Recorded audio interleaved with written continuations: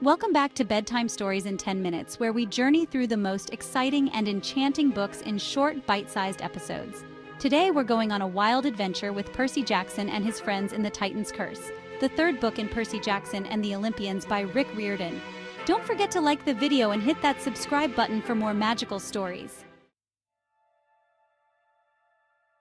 We kick things off with Percy Jackson, the demigod son of Poseidon, receiving a distress call from his best friend Grover.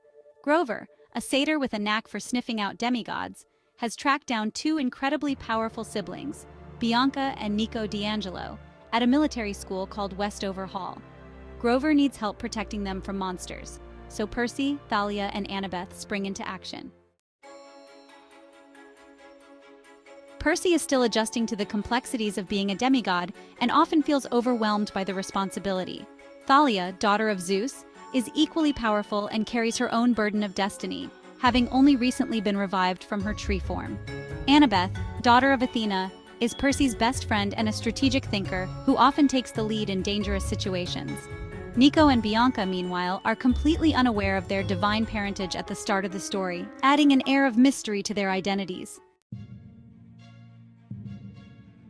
Percy, Thalia, and Annabeth sneak into Westover Hall, hoping to rescue Bianca and Nico before anything can happen to them. However, their rescue attempt quickly goes awry when they encounter Dr. Thorne, a manticore disguised as a teacher. The situation escalates as Dr. Thorne attacks, and the demigods are forced to defend themselves. In the chaos, Annabeth leaps to help defeat the monster, but is thrown off a cliff and disappears into the dark night.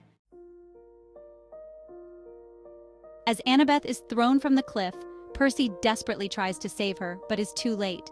In the confusion of battle, he can't focus on her fate, but the shock leaves him rattled. Losing Annabeth hits Percy hard. She's not just a friend, but a trusted companion who has been by his side through numerous challenges. This moment sets a somber tone early in the book, introducing an emotional arc that drives much of Percy's decisions throughout the story. As Percy and Thalia struggle to process what just happened, help arrives in the form of Artemis and her hunters. The hunters are an immortal group of young girls who serve Artemis, the goddess of the hunt.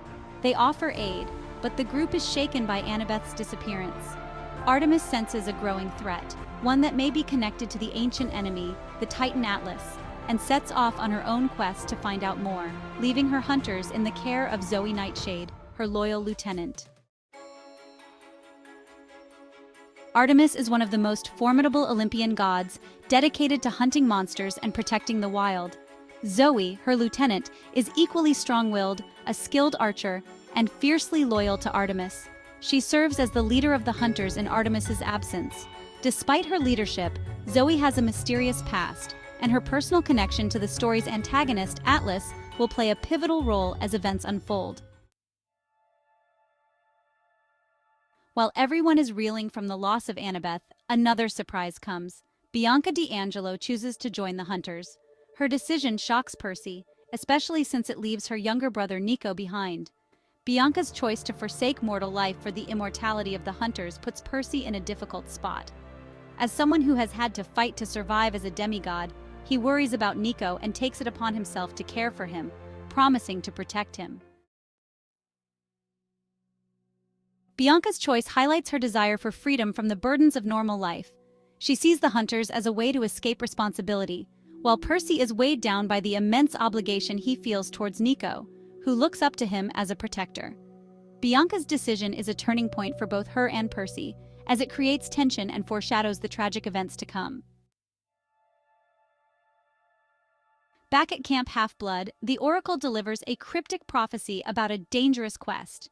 Percy, Thalia, Zoe, Grover, and Bianca set out on a perilous journey to find Artemis and hopefully rescue Annabeth. Along the way, they encounter a series of challenges that test their strength and unity. The prophecy speaks of a group of 5 embarking on a dangerous journey, where one will perish by a parent's hand. This prophecy looms over the characters throughout the quest, creating tension and unease, especially for Thalia, whose father is Zeus. The weight of destiny plays heavily on her mind, and she begins to question her role in the unfolding events. The quest takes the group across the country, and danger follows them every step of the way. They are hunted by skeletal warriors sent by Kronos, the Lord of the Titans. At every turn, the enemies they face grow more dangerous.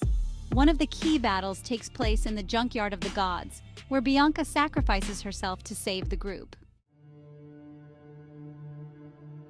The junkyard scene is particularly intense as it marks a point of no return for Nico's storyline. Bianca's death is a major emotional blow, especially because Percy had promised to look after her. Nico, upon learning of his sister's death later, is devastated and feels betrayed. This event sets the stage for Nico's dark transformation in future books. The group faces numerous mythical beasts, one of which is the Nemean lion. Percy takes it upon himself to defeat this nearly invincible creature. With its impenetrable hide, the lion seems impossible to kill, but Percy uses his quick thinking to force the beast to choke on a chunk of meat, ultimately defeating it. Percy's encounter with the lion is not just a test of strength, but of wit. Throughout the series, Percy relies on both physical skill and clever problem-solving to overcome obstacles, and this battle showcases his growing maturity. The Nemean lion is a symbol of Herculean labor, and Percy's victory signifies his evolution as a hero. As the journey continues, tensions between the characters rise. Thalia struggles with her anger and sense of responsibility. She constantly clashes with Zoe, who represents a different kind of leadership, one tied to duty and honor rather than emotion. Percy finds himself caught between their conflicting personalities, trying to keep the group united in their mission. While the group stops at the Hoover Dam, they are ambushed by skeletal warriors. Grover, using his nature magic, helps the group escape. However, Luke, the former camp counselor who betrayed them in previous books, reappears to confront the heroes. Luke has become one of the main antagonists, leading the forces of Kronos in their attempt to overthrow the Olympian gods. Luke's betrayal is a central theme in the series. Once a mentor to Percy, Luke's fall from grace serves as a cautionary tale of how resentment can turn even the most promising demigods into enemies of Olympus. His ambition to bring down the gods and replace them with a new order drives much of the conflict in the Titan's curse. At last, the group reaches Mount Tamalpais in California, where the Titan Atlas is revealed to be the true villain. Atlas has taken Artemis captive and forced her to hold up the sky, a burden that he himself once bore. Annabeth is also a prisoner, and the heroes must free both her and Artemis. The final battle is intense, with Percy facing Atlas in a desperate struggle. In this climactic battle, Zoe confronts her father, Atlas, but is mortally wounded. Percy, though brave, struggles against the might of the Titan. Artemis, regaining her strength, takes back the sky's burden from Percy, freeing him to fight alongside Thalia and the others. In the end, Zoe's sacrifice is honored as she is placed among the stars, forever immortalized in the night sky. The quest ends in victory, but not without losses. Zoe's death and Bianca's earlier sacrifice weigh heavily on Percy and his friends. Thalia, too, faces a difficult choice, to remain a demigod or join the hunters of Artemis. She chooses the latter, escaping the prophecy's potential to corrupt her future. The story ends with the successful defeat of Atlas, but at a significant cost. Zoe Nightshade, the brave lieutenant of Artemis, loses her life in the battle, though she is honored by being placed in the stars as a constellation. The loss weighs heavily on Percy and the others, but they know they have struck a crucial blow against the forces of Kronos. And so, with the Titan Atlas defeated, Artemis freed, and Annabeth rescued, Percy and his friends return to Camp Half-Blood. Yet, they know this is just one victory in a much larger war. The prophecy remains, and Kronos still threatens the world of the gods. What dangers will Percy and his friends face next? Only time will tell. Thank you for joining us on this exciting adventure through the Titan's Curse by Rick Riordan. Don't forget to like the video and hit that subscribe button for more bedtime stories in 10 minutes. And if you want to dive deeper into the world of Percy Jackson, be sure to pick up the full book or listen to the audio version on Audible. See you next time for another magical journey.